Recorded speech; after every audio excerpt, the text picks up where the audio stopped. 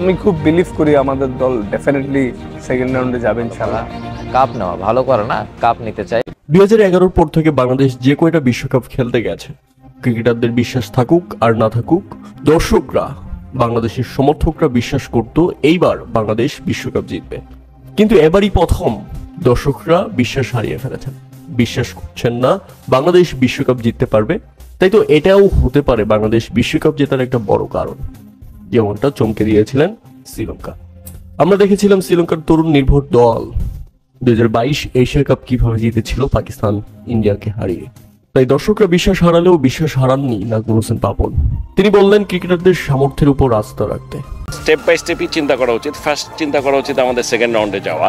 তাই তো বাংলাদেশ অধিনায়ক নাজমুল হোসেন শান্ত টিম হিসেবে অনেক ভালো জায়গায় যেতে চান এবং অনেক ভালো ক্রিকেট খেলতে চান।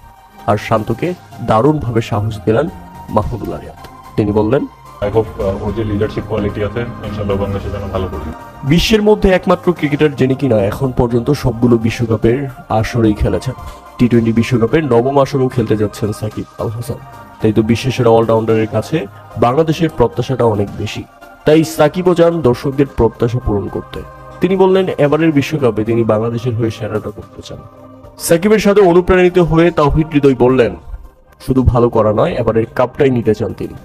মুস্তাফিজুর রহমান চাইলেন আমাদের সাথেই থাকুন, দর্শকদের ভালো খেলা উপহার দিতে চান মুস্তাফিজুর রহমান, জেতাতে চান বোলিং করে দলকে জেতাতে।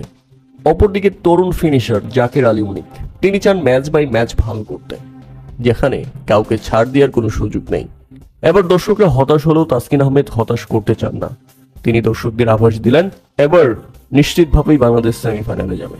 ড্রেসিং রুমের ঝামেলা বাংলাদেশে কম হয়নি, তবে এবার বিশ্বকাপে যাওয়ার আগে নিজেদের বন্ডিং স্ট্রং বলে দাবি করছেন তানজিম হাসান সাকিব।